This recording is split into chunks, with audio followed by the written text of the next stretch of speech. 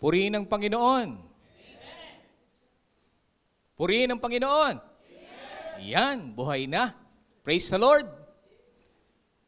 Sa hindi na pagtatagal, on behalf of Pastor Melvin Ramirez and to all the leaders and workers of JC Masi, narito po muli ang inyong lingkod upang gamitin ang ating Panginoon.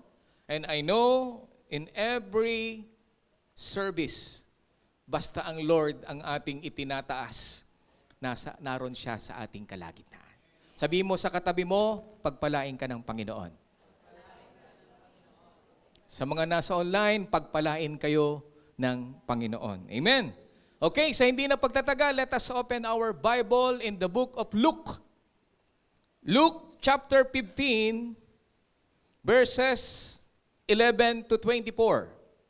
Lucas, kapitulo 15, talatang 11 hanggang 24. Medyo mahaba po ito, pakinggan niyo pong mabuti, babasahin ko sa Tagalog na salin. Ganito po ang sinasabi. At sinabi niya, may isang tao na may 2 anak na lalaki. At sinabi sa kanyang ama ng bunso, Ama, ibigay mo sa akin ang bahagi ng iyong kayamanang nauukol sa akin. At ibinahagi niya sa kanila ang kaniyang pagkabuhay. At hindi nakaraan ang maraming araw, ay tinipong lahat ng anak na bunso ang ganang kaniya. At naglakbay sa isang malayong lupain at dooy inaksaya ang kanyang kabuhayan sa paluging pamumuhay. At nang magugol na niyang lahat, ay nagkaroon ng isang malaking kagutom sa lupaing yaon. At siya'y nagpasimulang mga ilangan. At pumaroon siya at nakisama sa isa sa mga mamamayan sa lupaing yaon. At sinugo niya siya sa kanyang mga parang upang magpakain ng mga baboy. At ibig sana niyang mabusog ang kanyang tiyan ng mga ipa na kinakain ng mga baboy. At walang taong magbigay sa kanya. Datapat nang siya'y makapag-isip, ay sinabi niya, Ilang mga alilang upahan ng aking ama ang may sapat at lumalabis na pagkain, at ako'y rito'y namamatay ng gutom. Magtitindig ako at paroroon sa aking ama, at aking sasabihin sa kanya, Ama, nagkasala ako laban sa langit at sa iyong paningin. Hindi na ako karapat-dapat na tawaging anak mo. Gawin mo akong tulad sa isa sa iyong mga alilang upahan. At siya'y nagtindig at pumaroon sa kanyang ama. Datapat samantalang nasa malayo pa siya, ay natanawan na siya ng kanyang ama. At nagdalang habag at tumakbo at niyakap siya sa liig. At siya'y hinagkan. At sinabi ng anak sa kanya, Ama, nagkasala ako laban sa langit at sa iyong paningin. Hindi na ako karapat-dapat na tawaging anak mo. Datapat sinabi ng ama sa kanyang mga alipin, Dalhin niyo ritong madali ang pinakamabuting balabal at isuot ninyo sa kanya. At lagyan niyo ng singsing ang kanyang kamay at mga panyapak ang kanyang mga paa. At kunin ninyo ang pinatabang guya at inyong patayin, at tayo'y magsikain at magkatuwa, sapagkat patay na ang anak kong ito at muling nabuhay. Siya'y nawala at nasumpungan, at sila'y nagpasimulang magkatuwa. Tayo manalangin sa ating Diyos. Aming Ama na sumasalangit, ikinagagalak namin na narito kami sa iyong bahay-sambahan na kung saan naglaga kami ng aming pagsamba, ng aming papuri at paglilingkod, sapagkat nauukol ito sa iyo na aming Diyos na makapangyarihan sa lahat. Gawin mong matabang lupa ang aming mga puso. Mangusap ka sa amin, Panginoon. At hayaan mo, Lord, na huwag kaming umalis sa lugar na ito. Na hindi kami nasangkapan ng iyong kapangyarihan. Hindi ka nakapangusap sa aming pong mga buhay. Ayaw naming masayang ang bawat oras ng aming pakikinig. Kaya Lord, paging dapatin mo kami na tumanggap ng pagpapala sa araw na ito.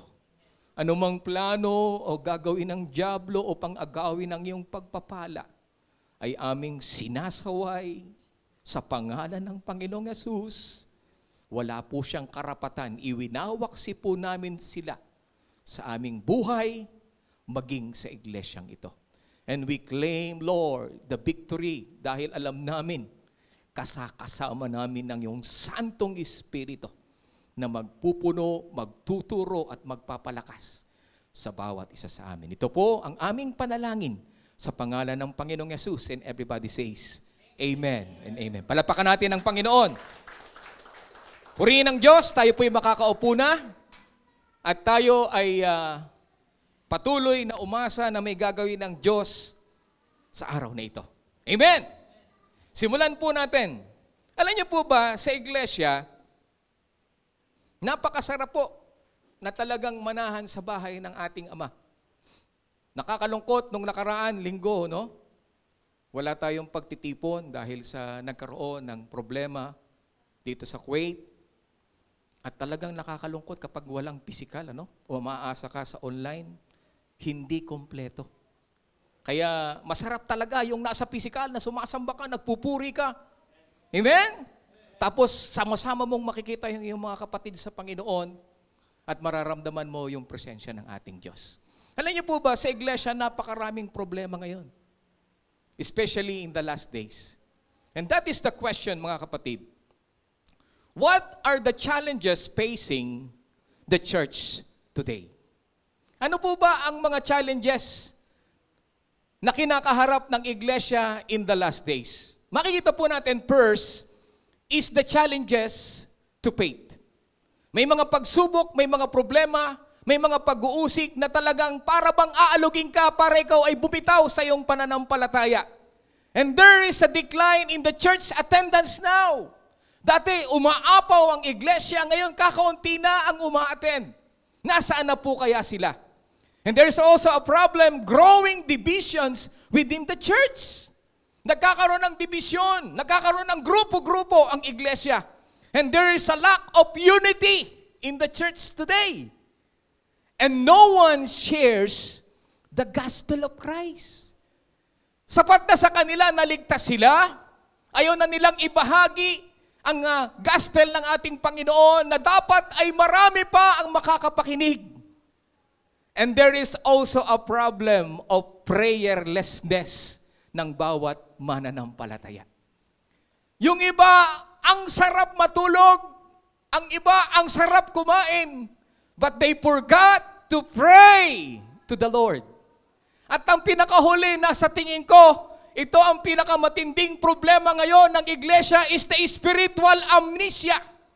And what is the spiritual amnesia? Pag sinabing spiritual amnesia, amnesia is a strange condition that involves a loss of memory. Nalilimutan mo yung iyong mga alaala. There are cases, brothers and sisters, or record in which the victim has forgotten his own name. Nalilimutan na nila, pati pangalan nila. Nalilimutan na nila na sila ay isang born-again Christian. Hello? And they forgot also the address of their house. Hindi na nila alam kung saan ang address o lugar ng pagsamba. Ganyan ang spiritual amnesia. Ano pa? They forgot the date of his birth. Kung kailan siya nabautismuhan. Kung kailan siya nakatanggap ng gospel ng Panginoon. And also they forgot his family na nakasama niya ng mahabang panahon. na nakikipagngitian siya, nakikipagkamayan siya, nakikipagpuri siya sa harapan ng ating Panginoon. They forgot his family and his relationship unto them. That is the problem of spiritual amnesia.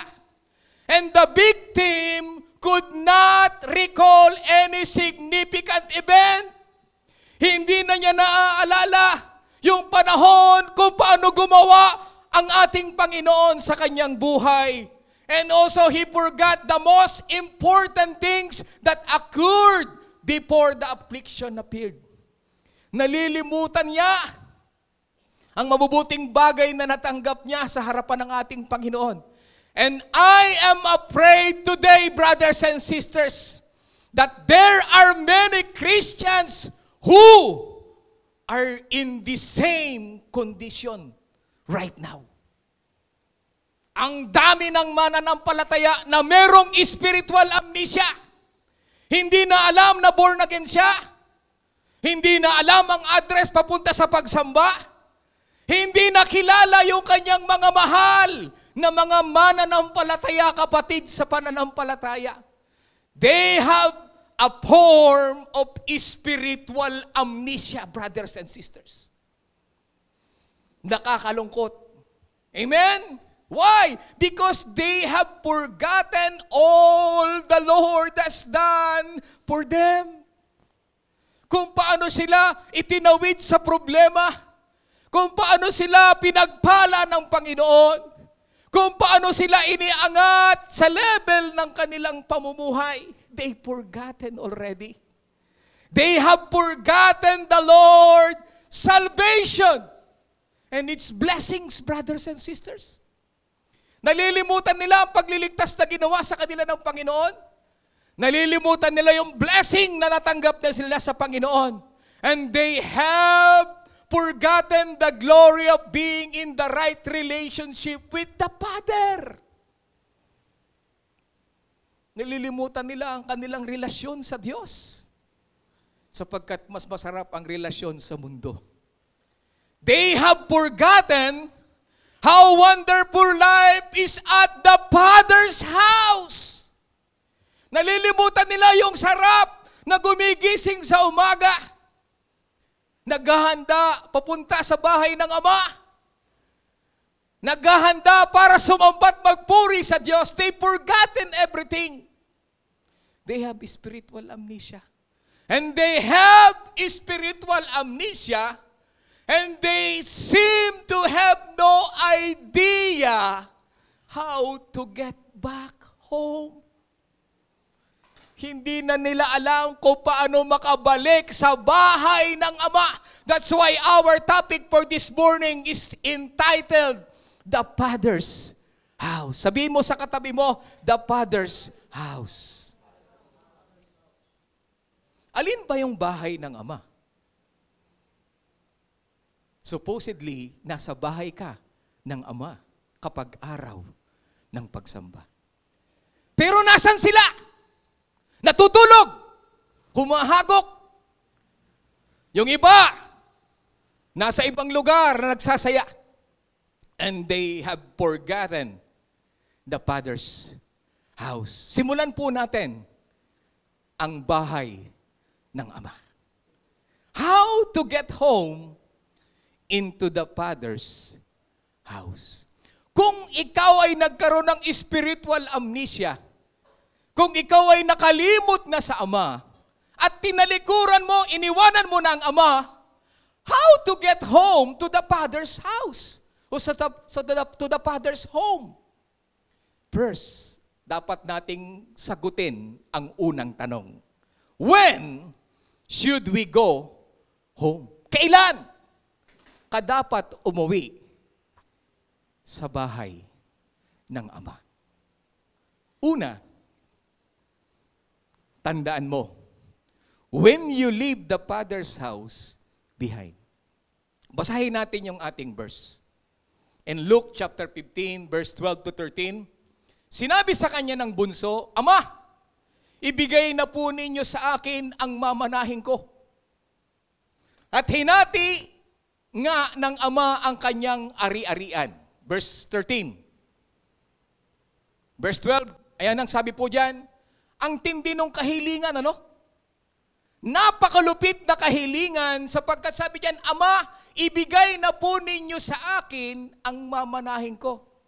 Alam natin na kapag ka ang mana ang pag-uusapan, ibinibigay lang ito kapag patay na ang may pagmamayari ng gusto mong kunin. Kaya napakalupit po mga kapatid na kahilingan ng binata.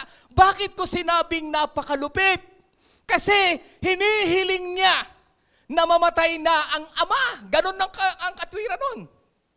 Ano pa? Ang hangarin niya ay tanggalan ng otoridad ang kanyang ama at mamuhay na parang patay na ito. That is the message. Kapag kinuha mo na yung iyong mana at umalis ka sa bahay ng iyong ama, you are making your own decision to leave the house of your father, and not only the house of your father, even your father. Anong mapupunan nyo dito? Hindi nabanggit dito yung ina.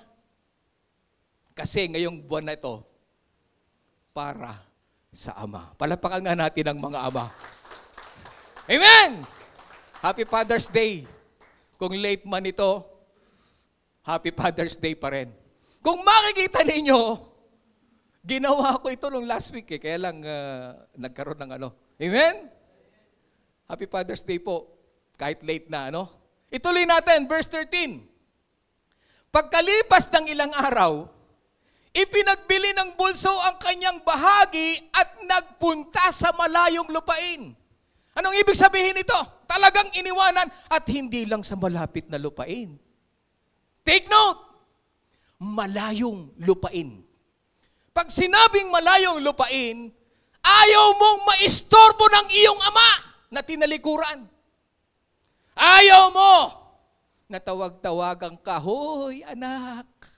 Hoy, andito lang ako. Ang mga tumatakas o ang mga umaalis, ayaw magpakita. Ayaw magpahanap. Kasi gusto nilang lumayo. Kaya kapag naramdaman mo, you left behind the father, dapat maisip mo, malaking kasalanan ito. For the Christians, brothers and sisters, the ideal time for coming home is the instant you realize that you have left the Father's house. Kapag nararamdaman mo sa puso mo, para bang ang kabilang paa mo, gustong humakbang palabas, rebukein mo na. Hello. Baka meron dito ang kanang paa, papunta na sa labas. Rebukein mo na. Amen?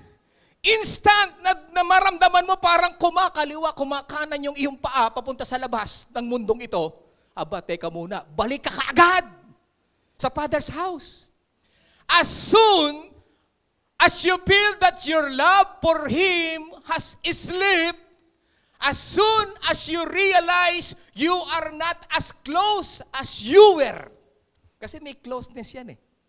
Once naramdaman mo na parang hindi na kayo close, parang hindi ka na nagtatapat sa Kanya, parang hindi ka na masaya sa Kanya,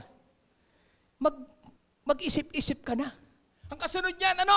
As soon as you see the signs of drifting away. Kasi nagpapasimula po sa puso yan eh. Yung para bang tinatamad ka ng makasama si Brother Robin. Kasi ang tagal naman, nakakasawa na. Amen? That is the moment to bow in repentance before the Father. Huwag mo nang pabayaan na totoo nang humakbang palabas ang iyong mga paa. Backsliding does not have to go on to its fullest measure. Huwag mo nang pabayaan in the fullest measure na talagang tumalikod ka na ng tuluyan sa iyong ama. Once you feel na naboboard ka na. Once you feel that your one feet is drifting away, that is the time to repent and say, Father, I don't like this feeling. Palapakan nga natin ang Panginoon.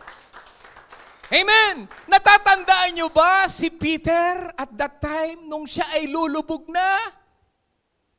Nung nararamdaman niya na parang lulubog na siya, nung una nakakalakad siya sa tubig, mga kapatid, sabi ni Peter sa ating Panginoon, Lord, kung talagang ikaw yan, palakadin mo ko. O sige nga, Peter, lumapit ka.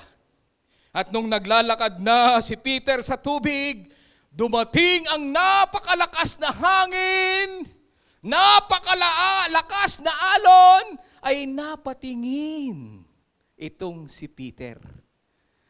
At nung napatingin siya at nawala ang focus niya sa kay Jesus, it's the time he fall and drifting into the sea. Ang isa palang dahilan para ikaw ay umalis sa bahay ng Ama kapag hindi ka na nakatingin sa Kanya. Hello. Kapag tiningnan mo na si brother yung mga mali niya, kapag tiningnan mo na yung tugtugan, kapag tiningnan mo na yung leader, kapag tiningnan mo na yung mga mali sa church, at hindi ka na nakapokus sa Lord, it is the time to go away. Hello. But if you are looking unto Jesus, the author and finisher of your faith, you will stay no matter what happened in your life. Amen! Ang problema, wala ka ng pag-ibig sa Ama. Ang problema, wala ka ng concern sa Ama. Gusto mo nang kunin ang mana mo at umalis ka na. Take note, when Peter began to sink, at that very moment, he called out to the Lord and said, Lord, save me. Huwag mo nang paabutin na ikaw mismo'y tumalikod. Once you feel na hindi ka na nakatingin sa Lord, at tumitingin ka na sa kamalian ng bawat kapatiran, tumitingin ka na sa kamalian ng pastor o leaders, o ng mga mali sa iglesia, siguradong aalis ka. Pero kung alam mo na kaya ka narito sa bahay ng Ama, because of your love to Jesus, you will stay no matter what happened to the church. And no matter what happened to your brothers and sisters. Mawawala ang iba, pero ikaw narito at nagpapatuloy, sumasamba at nagpupuri sa Diyos sa bahay ng aking Ama. Amen? So once you feel that you left behind, it's the time you go, repent, and say, Lord, save me. Second, when you begin to live like the world. Tingnan natin yung verse na kasunod. Sabi dito, pagkalipas ng ilang araw, ipinagbili ng bunso ang kanyang bahagi at nagpunta. Saan? Sa malayong lupain. At anong ginawa sa malayong lupain? Nilustay niya roon sa mga bisyo ang lahat niyang kayamanan. Second, when you feel that you are living like the world, aba, that is the time to say, Lord, I don't like to go. Save me. Anytime, brothers and sisters, we start to walk, nagsimula kang lumakad na kagaya ng mundo. You start to talk, magsalita na kagaya ng mundo. You start to act, gumalaw at gumawa ng kagaya ng mundo. It's time to look. The time na ang tingin mo parang mundo na rin, and you think yung pag-iisip mo parang mundo na rin, or anything else like the lost world around us, that is the time we need to wake up and see the danger we are headed into. Once na parang ang salita mo, parang iba na. Medyo nagiging green joke na, wow, it's the time to repent. Mapupo naman yung mga lumalayo eh. Hello? Kapag may green joke na yan, kapag ang mga salita niyan hindi na nakaka-bless, parang mundo na rin, wala nang pinagkaiba. Aba, ramdam mo na yan, papalabas yan. Kaya esep-esep. Hello? Amen! Tingnan mo muna sarili mo bago ang iba. Ako ba ay nagsasalita kagaya ng mundo?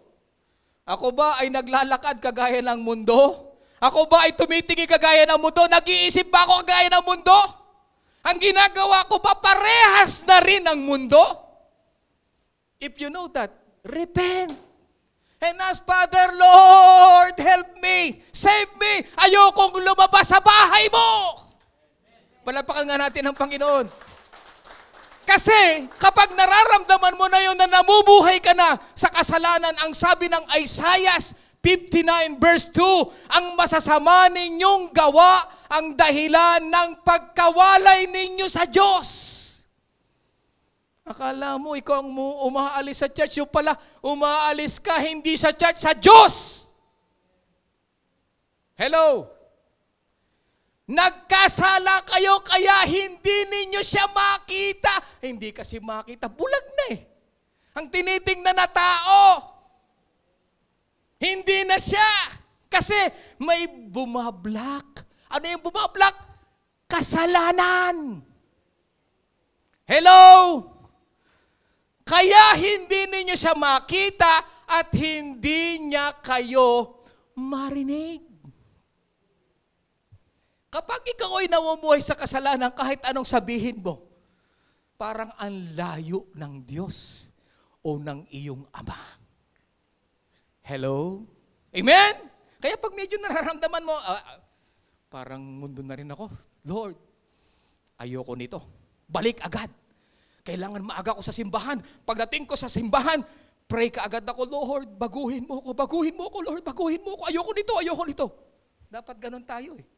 Kaya lang ang problema, nagsisimula na, saka palang darating. Hello, ay kakantahan na pala. Sorry, purihin ng Lord. Aba, late na. Pagbalik, parang wala nangyari, ano? Agahan nyo. Para matanggap ng Lord yung pagsisisi nyo. Palapakan natin ang Panginoon. Amen? So pag nararamdaman mo na parang world na rin ang iyong nararamdaman, ginagawa, it's time to go back to the Father's house. Pangatlo, when you lose the Father's blessings. Alam niyo po ba nawawala ang blessing ng Father? Basahin natin. Nang maubos na ito, anong naubos? Yung blessing ng Ama. Yung mana niya, naubos na. Saan? Sa bisyo. Sa pagsasaya. Sa pag-aaksaya. Nagkaroon ng matinding taggutom sa lupaing iyon, kaya't siya'y nagsimulang ano? Maghirap. It is not only the material things pag pinag-usapan ng blessing ng Panginoon. The true meaning of blessing is your peace, your joy. Amen? And the presence of your Father. Kahit wala kang blessing, basta nasa tabi ka ng Father, bless na bless ka na! Hallelujah! Kapag nasa bahay ka ng Ama, bless ka na. Why? Kasi alam mong safe ka sa Father's house. But the problem is, sin will take your peace. Kaya pag wala kang kapayapaan, start to ask the Father, Lord, wala akong kapayapaan. Ang gulo-gulo ng isip ko ngayon. Your assurance of salvation, aagawin din ng kasalanan. Your joy! Mawawala ang joy mo sa paglilingkod. Mawawala ang sigla mo, yung aga mo pagdating sa church. The joy of your salvation, aagawin itong sin na ito. Your prayer life, aagawin ang sin na ito. Your devotional life, aagawin ang sin na ito. Stop, you witness and testify, God. Because of that sin, hindi ka na makapag-testify. Kasi anong ite-testify mo? Nakakita kita eh. May ginagawa ka. Sasama mo ako? Ikaw nga, nakita kita. Kasama mo siya, giinuman kayo. Naninigarilyo kayo. Tapos ikaw, sa trabaho, parang hindi ka born again. Kung magpatawa ka, ang green joke pa. Amen? Stop witness and testify, God. It will take everything of value and leave you spiritually bankrupt. Once the sin is in you, iiwanan ka ng kasalanan yan na ikaw ay matatagpuang spiritually bankrupt. Walang-wala. Amen? Wala na ang blessing ng Panginoon. Pag nararamdaman mo para ba ang galaw mo, hindi mo nakasama ang Ama, that is the time back to the Father's house. Kasi hindi mo kayang mamuhay nang wala ang iyong Ama. Palapakan nga natin ang Panginoon. Amen! Wala ng blessing. Wala ng joy. Wala ng peace. Wala ng prayer life. Wala ng devotion. Wala ng joy sa paglilingkod. You need to start to back into the Father's house. Pang-apat, when you are left with nothing. Anong nangyari dito? Tingnan natin. Anong nangyari sa kanya? Sumunod, verse, na masukan siya sa isang taga roon. Kasi wala na eh. Wala na yung blessing, yung mana niya sa kanyang father. Kaya ang ginawa niya, namasukan siya sa mga taga roon at siya'y, pinagtrabaho nito sa isang babuyan. Alam niyo, kapag wala ka sa Father's house, ang tingin sa'yo ng Lord, nasa pusali ka. Naglulublob ka, nakagaya ng baboy. Ganon ang tingin ng Panginoon. Once you are out of His house. Kahit pa masayang-masaya ka, pinapakita mo, wow, ang ganda ng buhay ko dito. I can do anything. Nobody can stop me. Yes! Are you sure that nobody can stop you? There is a time that you will stop. Kapag hindi ka na huminga, siguradong mag-i-stop ka. Huwag naman sana, Brother Dennis. Abay, hanggat maaga, bumalik ka na sa bahay ng Ama! Amen! Tuloy natin. Verse 16. Sa tindi ng kanyang gutom, at dahil sa wala namang nagbibigay sa kanya ng pagkain, kasi nga, ibang pagkain na eh. Pagkain na ng baboy ang kakainin niya eh. Ang pagkain tinutukoy dito is the Word of God. Wala na. Ayaw mong tanggapin eh. Wala na tuloy magbigay sa'yo.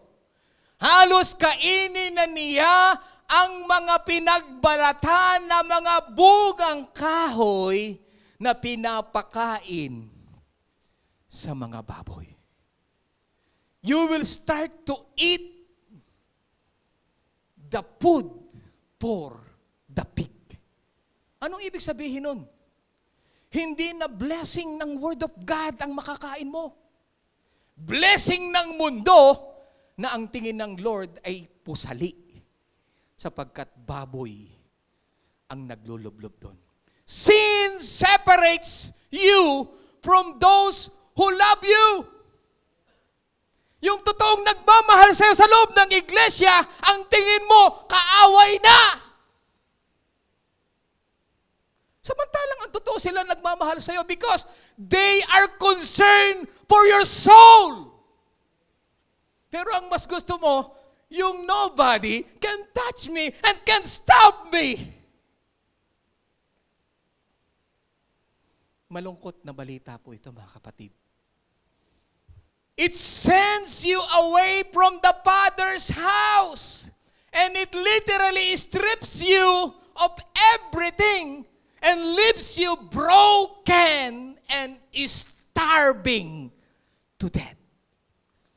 Ang akala nila hindi sila mamamatay sa gutom. Once you are not attending the church service of the Lord, you will be starving unto death. Kaya it's a warning for us, brothers and sisters. Wag na wag kang a-absent. Hello? Yes po, Brother Dennis. Ayoko niyan. Kung ayaw mo niyan, matauhan ka na to be back to the Father's house. Palapakan nga natin ang Panginoon. The best time to come home is when you see yourself beginning to live. Pag nararamdaman mo na uti-uti ka nang mag-aalis sa presensya ng Ama, balik ka na kaagad. Nag-iisip ka pa lang, nakakaramdam ka pa lang, hindi ito pwede. In Jesus' name, ayoko ikaw. Lumayas ka, Dennis. I want my Father's house. Palapakan natin ng Panginoon. Panglima, when you long for the Father's house. Ipagpalagay na nakalayo ka na, nagawa mo na ang gusto mo, pinabayaan ka na ng mga kapatiran, ng church, ng pastor. Pero mararamdaman mo ito, kapatid, at the end, yung longing for the Father's house. Nobody will say, I don't like the Father's house. Darating ang time, you will long for the Father's house. Anong sabi ng verse?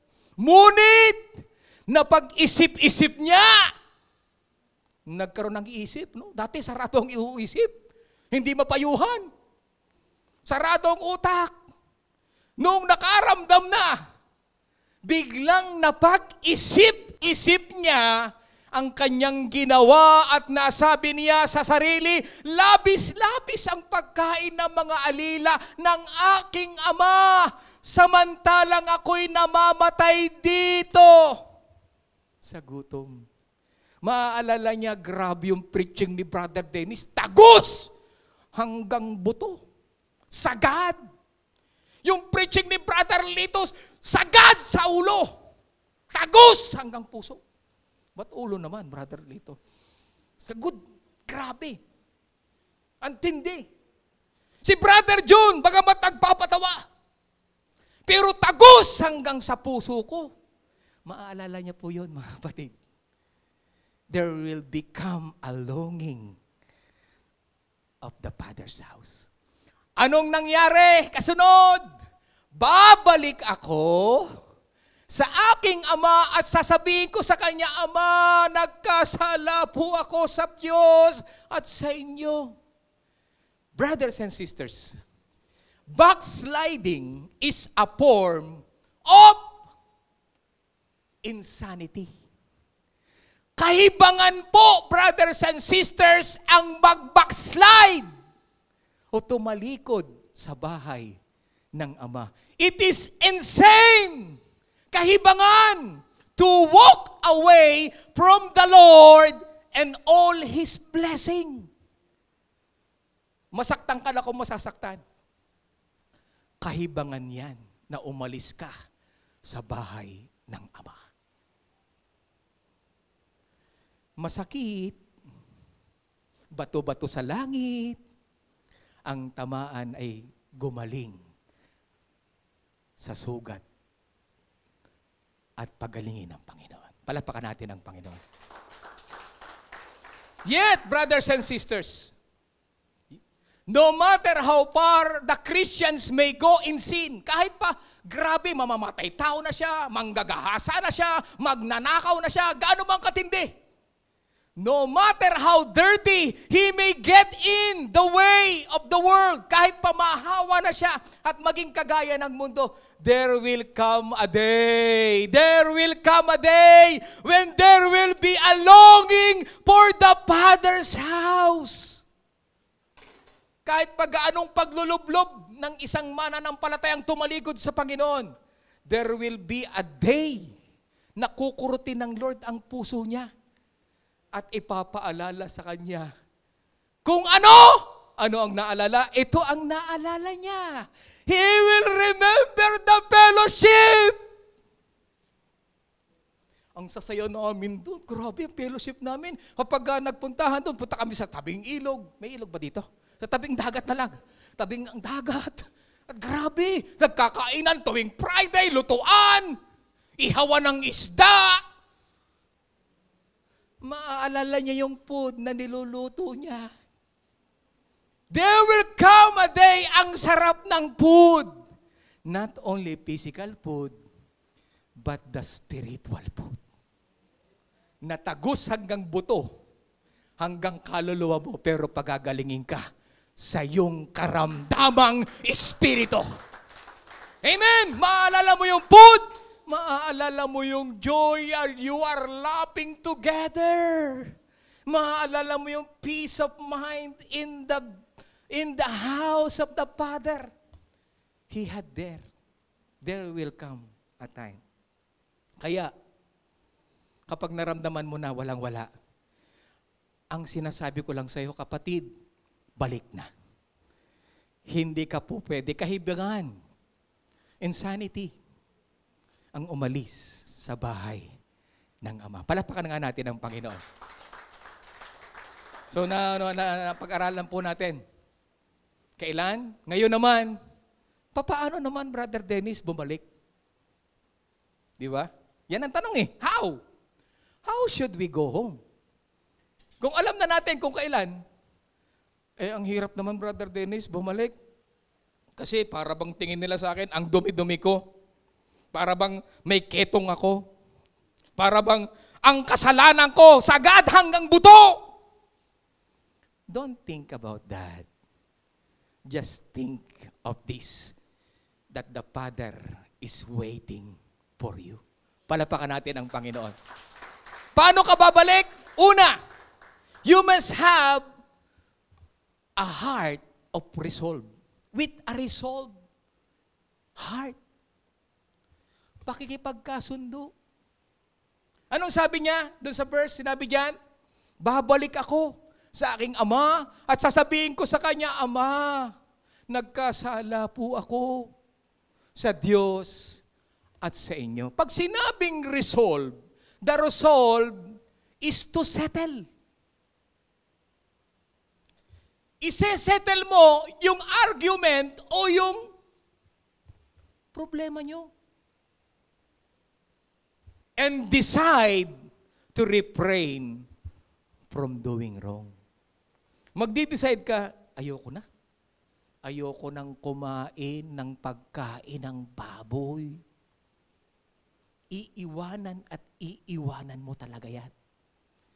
This young man, brothers and sisters, made up his mind that he was going back to the Father. Just as he had left the Father in the beginning, naalala niya. Now, he leaves everything else behind to go back home. Kung nung umalis siya, may dala siyang blessing. Nung bumalik siya, wala siya. Pero nag-decide siya na iiwanan ko na to. Makikipagkasundo na ako sa aking Ama. It takes a resolved heart to get back home. Hindi ka pa rin makakabalik sa bahay ng Ama kapag meron ka pa ring resentment o meron ka pa ring galit sa puso mo. You need to be cleansed. Throw away any dirt. Throw away any sins and ask the Father. Love, Father's forgiveness. If you are out of the Lord's will today, brothers and sisters, then don't allow something or somebody to hinder you in returning to the Father's house. Hindi ka makakabalik kapag may tali ka pa rin. Kasi hihilahin ka uli nung pabalik at aalis ka uli sa Father's house. You need to leave everything behind and return with a surrender heart and say, Lord, nakikipagkasundo na po ako sa iyo. No matter what the cost, brothers and sisters, kung ang kapalit nito is your relationship, wrong relationship, isuko mo na. Hello, suko mo na. O yung job, or yung friends, interests, addictions, habits, etc., they must be given up if you want to come back to the Father. Why? Kasi kapag ka walang pakikipagkasundo, ang totoong nakikipagkasundo, hindi mo nagagawin. Meron bang na, sige na, bati na tayo, hindi ko nagagawin. Kinabukasan, ginawa uli. Balik na naman, nakikipagkasundo na naman. Patawarin, hindi ko na ulitin. Kinabukasan, bumalik na naman uli. Hindi yun tuloy na nakikipagkasundo. Niloloko ka nun. Hello? Amen? Ang nakikipagkasundo, sasabihin mo, hindi ko na po gagawin. Promise, mamatay man yung lolo ko. Pinatay na pati lolo. Mamatay man yung alaga kong aso. Wala nang ganon-ganon. Ang usapan, if you want to resolve, the best thing you need to do is to leave behind everything that you are doing before. Palapakan natin ang Panginoon. Pangalawa, kung paano ka babalik with repentance heart. Resolve heart and with repentance heart. Brother Dennis, paano ko malalaman kung talaga nagsisisi siya? Umiiyak sa akin na eh. Ultimo sipon, tumulo sa damit ko eh. Totoo ba yun? Halos talagang magkasisira yung damit ko sa paghingi ng tawad. Patawarin mo ako. Yan ba totoong pagsisisi? Basahin natin uli. Para maganda, no?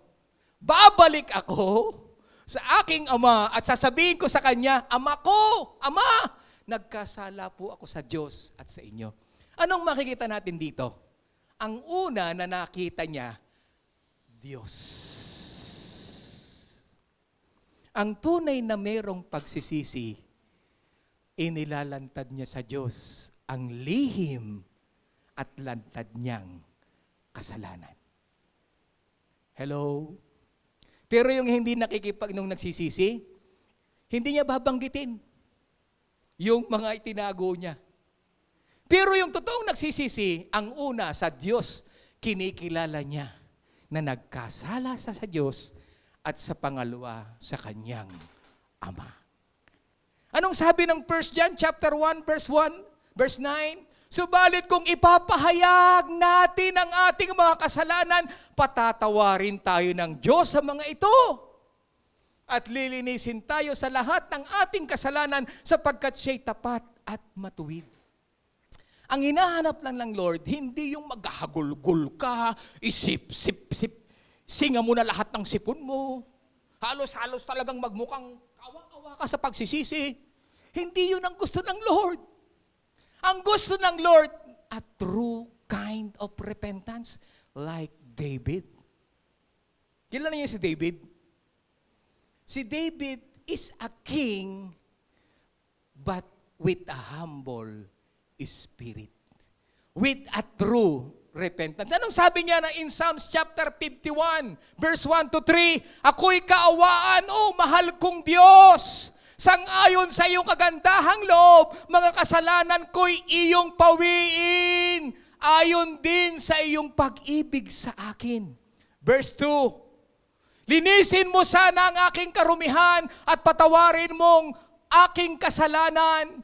Mga pagkakasala ko'y kinikilala. Ayun. Ang tunay na pagsisisi, inaamin na mali ang nagawa niya.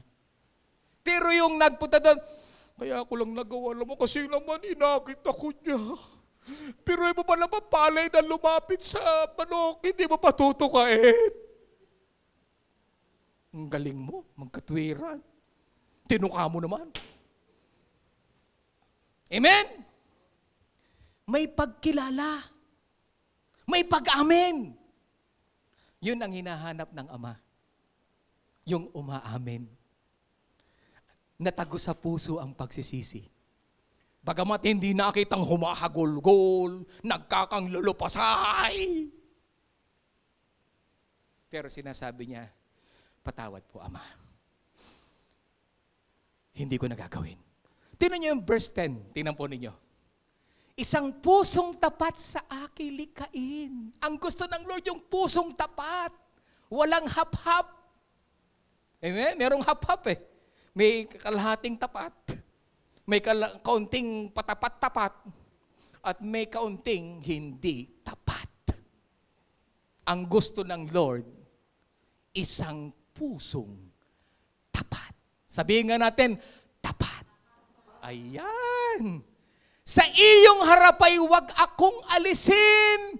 Iyong banal na espiritu'y papaghariin. Amen? Verse 12. Ang galak na dulot ng iyong pagliligtas, ibalik at ako po'y gawin mong tapat. Ang tunay na repentance, babalik yung sigla mo. Yung sigla mo sa Panginoon. Babalik. At mararamdaman mo kahit ang tingin nila sa iyo marumi ka. Pero sa Lord, malinis ako. Kasi humingi na ako ng tawad sa Panginoon. Kung ang tingin niyo sa akin, marumi ako, ang mahalaga, malinis ako sa aking Ama. Palapakan natin ang Panginoon. And the last, kung paano ka babalik, huwag kang magmatigas, huwag kang magyabang. Kailangan with a respect heart. Kailangan may respeto ang pagbabalik mo. Hindi yung parang maangas ka pa, di wag nyo, kung hindi ayaw nyo akong tanggapin, di wag! Ano ba yun? Para kapag nagmalaki sa ama mo, kinuha mo lang yung mana mo, tapos babalik ka, dito ako, babalik ako. Tatanggapin mo ba ako o hindi? Aba, para ka namang ibang klase na yung pagkagawa. Kailangan may respeto. Tingnan natin kung anong ginawa nung binata. Hindi na po ako karapat-dapat. Ayun na. Dapat kinikilala mo, hindi na po ako karapat-dapat na tawaging anak ninyo. Ibilang na lamang ninyo ako isa sa inyong mga alila. A humble spirit, brothers and sisters, realizes that it deserves nothing but judgment and punishment. Ama, kung ano man ang parusang gusto mong gawin sa akin, willing ako, Ama. Handa akong gawin. Kahit maging alila na lang ako. Makabalik lang ako sa iyo.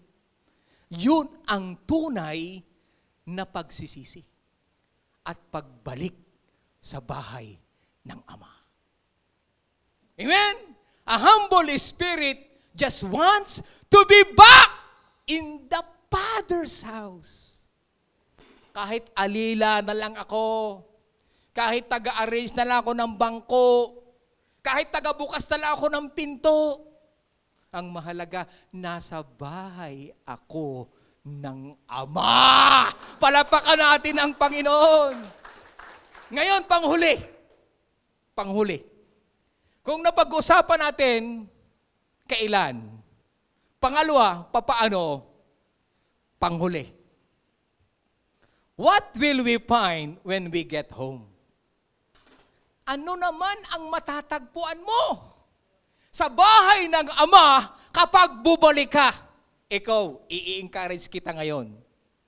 Kaya huwag ka nang mahiya, huwag ka nang magtago, huwag ka nang magmatigas. You will find what? Una, you will find love. Hallelujah.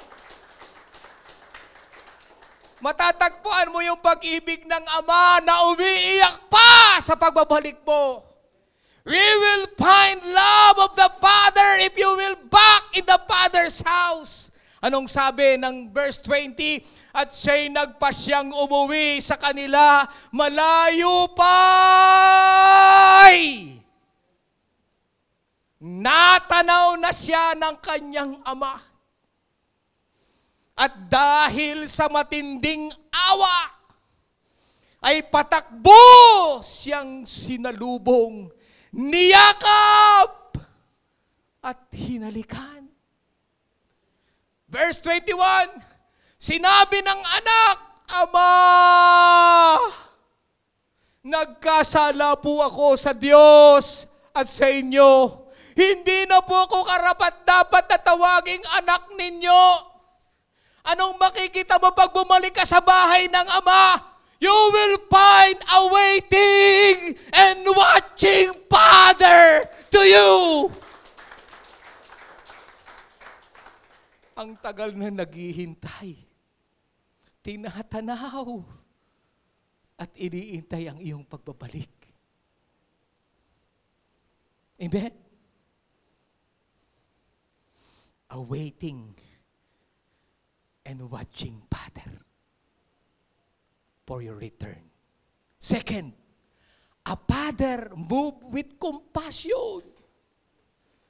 Talagang awang-awa siya at talagang grabe ang pagyakap niya. Grabe ang pagmamahal na mararamdaman niya. Grabe po talaga ang pag-ibig ng Ama kapag bumalik ka sa Kanya. Hallelujah! And number 3, a Father who ran to meet Him. Mararamdaman mo na malayo ka palang ramdam mo na accepted ka ng iyong Ama. Hallelujah. Accepted ka na. Malayo pa lang, nasa bahay ka pa lang, nagdesisyon ka na, babalik ako sa aking Ama, babalik ako sa aking Ama, babalik ako sa bahay ng aking Ama. Sa bahay mo pa lang, tuwang-tuwa na ang Ama. At nag-iintay siya papatakbo para ikaw ay salubungin. At pang-apat, a Father who extended to kiss the kiss of fellowship. Hallelujah. Mararamdaman mo uli yung pagkalinga ng Panginoon. The Father's desires, brothers and sisters, is to be completed in His house. Malungkot ang Ama natin kapag merong kulang sa pamilya niya. Malungkot ang Ama natin kapag nakikita niya yung dating nakaupo dyan, wala na ngayon. Malungkot ang ating Ama. The Father's desire is to be completed in His house. Nasa na sila? Nag-iintay ang Ama. Pangalawa, we will find a luxury. Hindi lang love ang matatagpuan natin sa bahay ng ating Ama. Luxury. Bongga! Bonggang pagsalubong ng Ama ang matatanggap ng bawat nanunumbalik sa Kanya. Tingnan natin verse 22. Ngunit tinawag ng Ama ang kanyang mga alila, dali! Kunin ninyo ang pinakamagandang damit at bihisan ninyo siya. Suutan ninyo siya ng singsing at ng sandalyas. You know what is the meaning of the ring and the sandals? Ibinabalik ang pagiging tunay na anak ng binatang ito.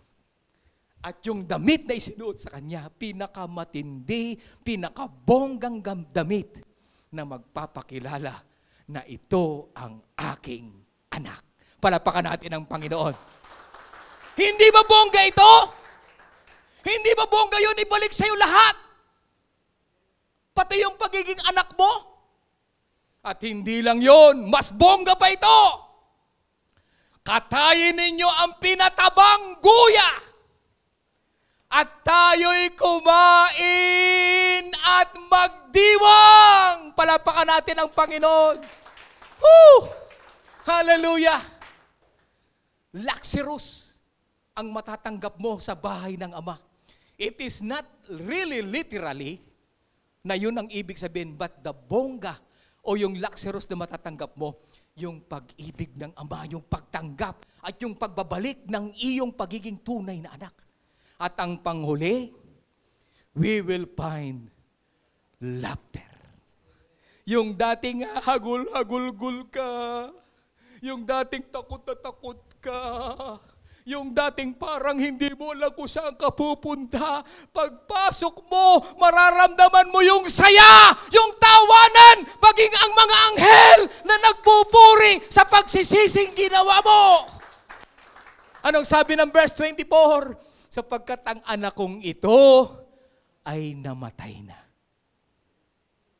Alam niyo, lahat ng tumatalikod, ang tingin ng Lord, patay na. Sad to say, yes, it's really. Patay na, ngunit siya ay nabuhay. Patay spiritual, nabuhay spiritual, nawala, natagpuan. Ngunit muling natagpuan at sila nga'y nagdiwang. At hindi lang sila ang basta nagdiwang. In verse 10, sa pinakaibabaw, ang sabi diyan, sinasabi ko sa inyo, gayon din ang kagalakan ng mga anghel. Hindi lang ang Ama, hindi lang ang Diyos, maging ang mga anghel, tuwang-tuwa, nagkakadiwang sila, galak na galak ng Diyos, anghel ng Diyos, dahil sa isang makasalanang tumatalikod sa kasalanan. Hello. Yan ang totoong bahay ng ating Ama. Ngayon mga kapatid, ngayong umagang ito, I know, narito ka ngayon sa bahay ng Ama. The Father's house. You are here in the Father's house. But if you feel that one of your feet is want to go away or drift away, simula pa lang yan, magsisi ka na. Kung ang isip mo, ang salita mo, ang gawa mo, nakikigaya na ng mundo, this is the time to say, Lord, save me. Ngayong umagang ito, mga kapatid, hindi ko alam ang buhay ng bawat isa sa atin. Baka itinuturo natin dito yung mga wala. Pero ikaw na narito, baka backslider na rin ang puso mo. Starting from now, ask the Father to forgive you. Ask the Father. You want to stay in His path, in His house. Hallelujah. Pwede tayong umawit ng isang awit sa Panginoon.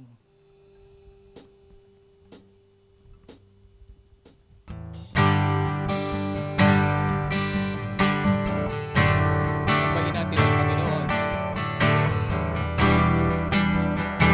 Stay.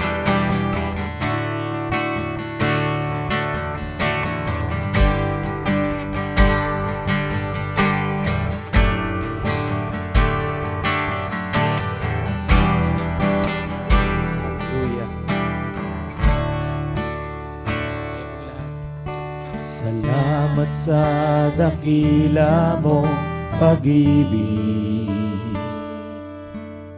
Salamat sa pagyakap mo, Ama.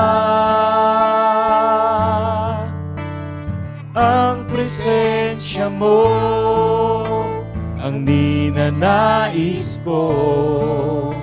Ang puso ko ay para lang sa'yo.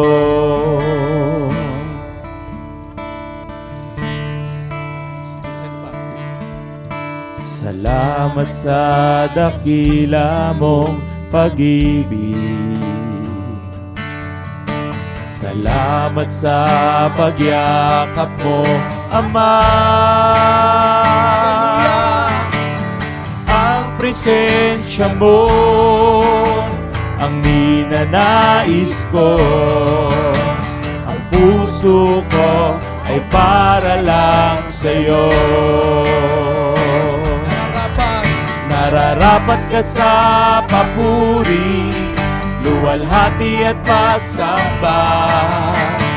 Jesus, ika'y dakilain, magpakailanman. Nararapat ka sa papuri, luwalhati at pasamba. Itataas ang ngalan mo, Ama. Napakasarap manumbalik sa bahay ng Ama. Hallelujah. Mararamdaman mo yung kanyang pag-ibig. Mararamdaman mo yung kanyang pag-ibig. Kailan may hindi ka nagbabago.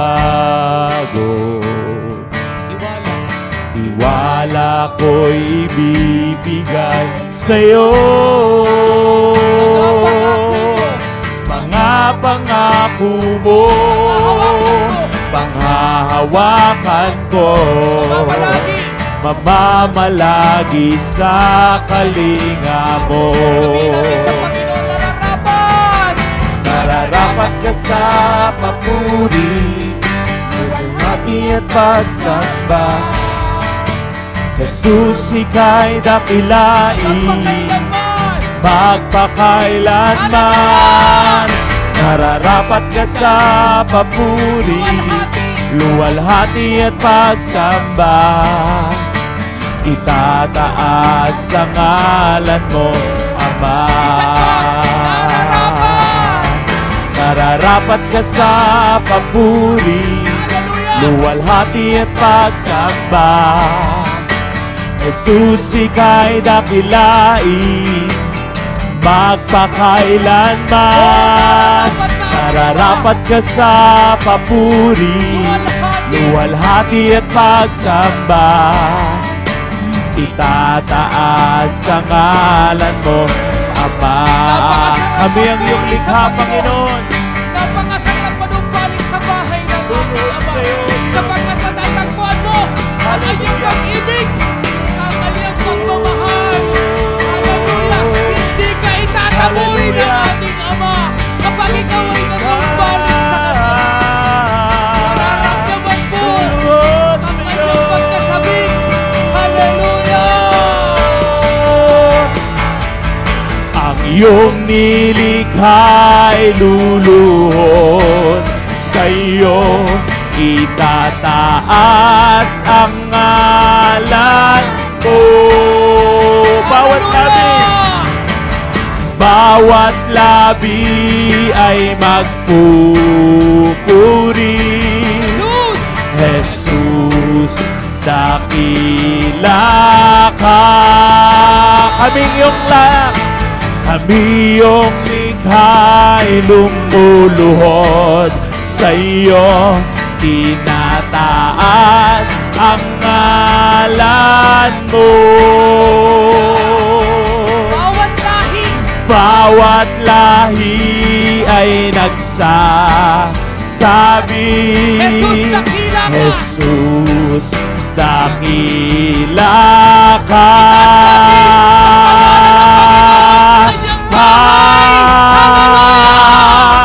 Nararapat ka sa papuri, luwalhati at pagsamba.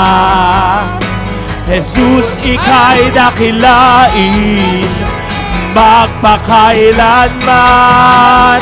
Nararapat ka sa papuri, luwalhati at pagsamba.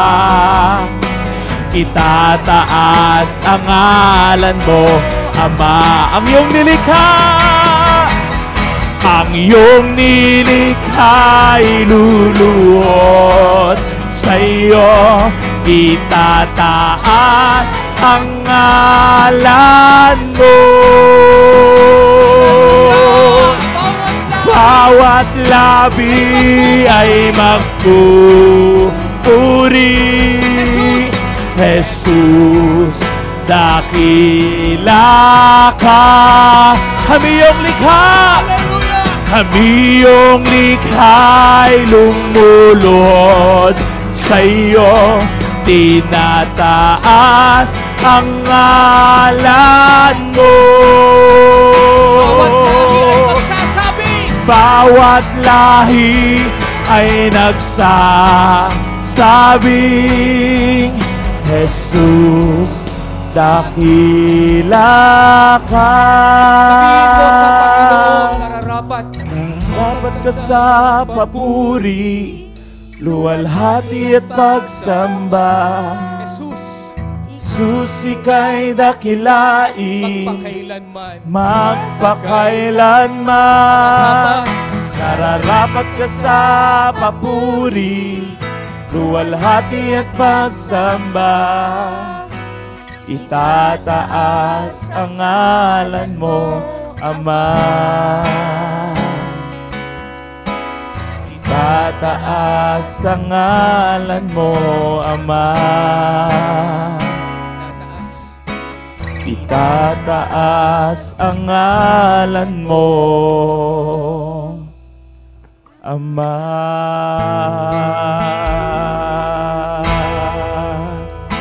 Hallelujah. Purihin ang Panginoon. Purihin ka, aming Ang sarap Diyos. mamulagi sa bahay ng ating Ama.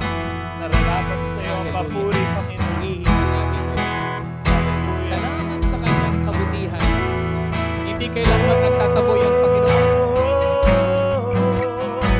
Napakadakila Purihin ka, ng aming pag-ibig Diyos. ng ating Ama. Tayo manalangin.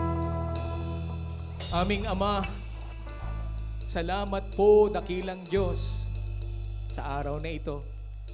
Ginausap mo kami nang wala ng ibang safe na lugar sa panahong ito, kundi ang iyong bahay, ang iyong presensya, ang iyong pagkalinga, ang iyong pag-ibig, ang kapayapaan, kagalakan na matatagpuan namin sa iyong piling. Kagaya ng binatang ito na tinalikuran ng kanyang ama, nilustay ang lahat ng meron siya at umuwi siya sa pagkawasak, nawala ang lahat sa kanya.